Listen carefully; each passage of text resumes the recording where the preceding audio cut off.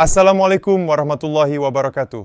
Selamat berjumpa kembali dalam mata kuliah Ekonomi Mikro.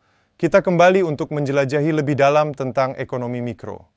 Pada pertemuan kali ini, kita akan membahas konsep yang sangat penting dalam analisis pasar, yaitu surplus konsumen dan surplus produsen. Surplus konsumen dan surplus produsen adalah dua konsep yang membantu kita memahami dinamika pasar dan dampak perubahan harga serta kebijakan ekonomi. Surplus konsumen mengukur kelebihan kepuasan yang diperoleh oleh pembeli ketika mereka membeli suatu produk dengan harga yang lebih rendah daripada yang mereka bersedia bayar. Sementara itu, surplus produsen mengukur kelebihan keuntungan yang diperoleh oleh produsen ketika mereka menjual barang atau jasa pada harga yang lebih tinggi daripada yang mereka bersedia terima. Kedua konsep ini memiliki peran penting dalam menentukan efisiensi pasar dan dampak kebijakan ekonomi. Kita akan mengeksplorasi cara menghitung surplus konsumen dan surplus produsen, serta bagaimana konsep ini berhubungan dengan tiga jenis pembeli dan penjual, yaitu supermarginal, marginal, dan submarginal. Kami yakin pembahasan tentang surplus konsumen dan surplus produsen akan membantu kita memahami lebih baik bagaimana pasar bekerja dan bagaimana kebijakan ekonomi dapat mempengaruhi kesejahteraan konsumen dan produsen. Jadi mari kita bersiap-siap untuk memahami konsep ini dengan lebih mendalam dan siapkan diri untuk menjawab pertanyaan-pertanyaan menarik dalam mata kuliah ini. Selamat belajar dan mari kita memulai perjalanan kita ke dalam dunia ekonomi mikro. Mari kita pahami apa itu surplus konsumen, consumer surplus. Surplus konsumen mengukur keuntungan ekstra yang diperoleh oleh konsumen ketika mereka membeli barang atau jasa pada harga yang lebih rendah daripada harga maksimum yang mereka bersedia bayar. Ini adalah perbedaan antara harga yang sebenarnya, harga pasar, dan harga maksimum yang konsumen bersedia bayar. Surplus konsumen menggambarkan manfaat ekstra yang diperoleh oleh konsumen karena mereka membayar lebih sedikit daripada nilai yang mereka tempatkan pada barang atau jasa tersebut. Surplus produsen, producer surplus. Surplus produsen mengukur keuntungan ekstra yang diperoleh oleh produsen ketika mereka menjual barang atau jasa pada harga yang lebih tinggi daripada harga minimum yang mereka bersedia terima. Ini adalah perbedaan antara harga yang sebenarnya, harga pasar, dan harga minimum yang produsen bersedia menerima. Surplus produsen menggambarkan manfaat ekstra yang diperoleh oleh produsen karena mereka menerima lebih banyak dari nilai yang mereka atribusikan pada barang atau jasa tersebut. Dalam gambaran umum, surplus konsumen dan surplus produsen bersama-sama menciptakan surplus total di pasar. Surplus total adalah keseimbangan antara keuntungan yang diperoleh oleh konsumen dan produsen, dan itu menunjukkan efisiensi pasar. Jika surplus konsumen dan surplus produsen maksimum, maka pasar dianggap berada dalam situasi efisiensi penuh. Surplus konsumen dan surplus produsen sangat penting dalam analisis ekonomi, terutama ketika mempertimbangkan dampak dari perubahan harga, pajak, atau kebijakan lainnya pada pasar dan kesejahteraan masyarakat. Surplus konsumen dan surplus produsen dapat dikaitkan dengan tiga jenis konsumen dan produsen yang berbeda dalam konteks harga pasar, yaitu pembeli supermarginal, pembeli marginal, dan pembeli submarginal, serta penjual supermarginal, penjual marginal, dan penjual submarginal. Mari kita lihat bagaimana surplus ini dapat terkait dengan tiga jenis pembeli dan penjual. Pembeli supermarginal adalah mereka yang bersedia membayar harga yang jauh lebih tinggi daripada harga pasar untuk suatu barang atau jasa karena nilai yang mereka tempatkan pada produk tersebut sangat tinggi. Surplus konsumen yang mereka dapatkan relatif kecil, karena mereka telah bersedia membayar harga yang tinggi. Surplus produsen juga mungkin kecil karena harga yang tinggi tersebut sudah mencerminkan keinginan pembeli supermarginal. Pembeli marginal. Pembeli marginal adalah mereka yang bersedia membayar harga pasar saat ini untuk barang atau jasa. Surplus konsumen yang mereka dapatkan adalah perbedaan antara harga yang mereka bayar dan harga maksimum yang bersedia mereka bayar. Surplus produsen juga bisa mencerminkan harga pasar, karena produsen akan menjual kepada mereka pada harga pasar. Pembeli submarginal. Pembeli submarginal adalah mereka yang hanya bersedia membayar harga yang lebih rendah daripada harga pasar.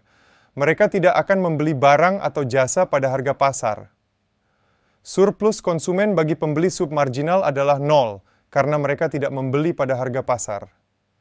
Surplus produsen dapat terjadi jika produsen bersedia menjual kepada mereka pada harga pasar, atau lebih rendah, tetapi ini mungkin akan mengurangi surplus produsen. Penjual supermarginal. Penjual supermarginal adalah mereka yang bersedia menerima harga yang jauh lebih rendah daripada harga pasar untuk produk mereka. Surplus produsen yang mereka dapatkan adalah relatif kecil karena mereka sudah menerima harga yang rendah. Surplus konsumen mungkin cukup besar karena pembeli dapat membeli barang atau jasa ini dengan harga yang lebih rendah daripada yang mereka sebenarnya bersedia bayar. Penjual marginal. Penjual marginal adalah mereka yang bersedia menjual pada harga pasar saat ini. Surplus produsen yang mereka dapatkan adalah perbedaan antara harga pasar dan harga minimum yang mereka bersedia terima. Surplus konsumen dapat muncul karena harga pasar memungkinkan pembeli untuk membeli dengan harga yang lebih rendah daripada yang mereka sebenarnya bersedia bayar. Penjual submarginal. Penjual submarginal adalah mereka yang hanya bersedia menjual pada harga yang lebih tinggi daripada harga pasar. Mereka tidak akan menjual pada harga pasar. Surplus produsen bagi penjual submarginal adalah nol, karena mereka tidak menjual pada harga pasar. Surplus konsumen mungkin terpengaruh jika pembeli harus membayar harga yang lebih tinggi daripada yang mereka sebenarnya bersedia bayar. Penting untuk diingat bahwa surplus konsumen dan surplus produsen dapat berubah ketika harga pasar berfluktuasi dan ketika ada perubahan dalam preferensi dan keinginan pembeli serta produsen. Selain itu, surplus ini dapat menjadi alat analisis yang berguna dalam mengkaji kebijakan harga, perubahan pajak, atau perubahan dalam pasar. Sekarang mari kita pelajari lebih dalam tentang surplus konsumen. Ketika kita mempelajari surplus konsumen, kita membagi pembeli menjadi 3 jenis, yaitu 1. Pembeli supermarginal mampu membeli di atas harga pasar. 2. Pembeli marginal mampu membeli pada harga pasar. Dan 3. Pembeli submarginal mampu membeli di bawah harga pasar. Jadi, surplus konsumen adalah keuntungan atau kelebihan yang dimiliki oleh pembeli supermarginal karena mampu atau bersedia membeli di atas harga pasar. Baik, sekarang coba kita pahami lebih lanjut tentang surplus konsumen. Misalnya terdapat kurva permintaan dan penawaran sebagai berikut. Titik keseimbangan awal terjadi pada titik E1, yaitu ketika harga P1 dan Q1. Dengan kata lain, harga yang berlaku di pasar adalah P1 dan jumlah yang ditawarkan adalah Q1. Bagi pembeli supermarginal sebenarnya dia bersedia membeli dengan harga di atas P1. Namun harga yang berlaku di pasar adalah P1, dengan demikian pembeli supermarginal memperoleh surplus konsumen sebesar daerah P1, E1, dan P2. Contoh angka, jika diketahui harga keseimbangan P1 sama dengan 50 dan kuantitas keseimbangan, Q1 sama dengan 60, serta harga P2 sama dengan 80 dan harga P3 sama dengan 20. Hitunglah berapa surplus konsumen dan surplus produsen.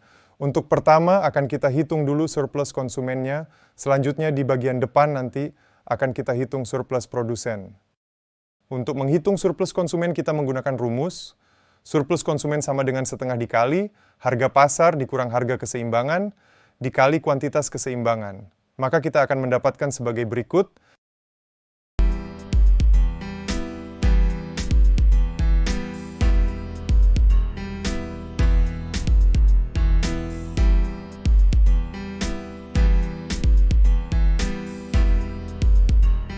Jadi surplus konsumen adalah sebesar 900, seperti yang ditunjukkan pada daerah arsiran.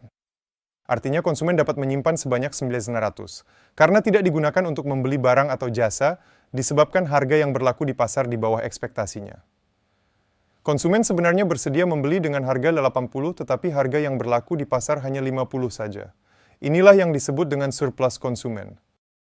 Baik, sekarang kita akan membahas tentang surplus produsen. Dalam membahas surplus produsen, kita juga membagi penjual menjadi 3 jenis, yaitu penjual supermarginal, mampu menjual di atas harga pasar. Penjual marginal, mampu menjual pada harga pasar. Penjual submarginal, mampu menjual di bawah harga pasar. Oleh karena itu, surplus produsen adalah keuntungan atau kelebihan yang diperoleh oleh penjual supermarginal karena mampu atau bersedia menjual di atas harga pasar.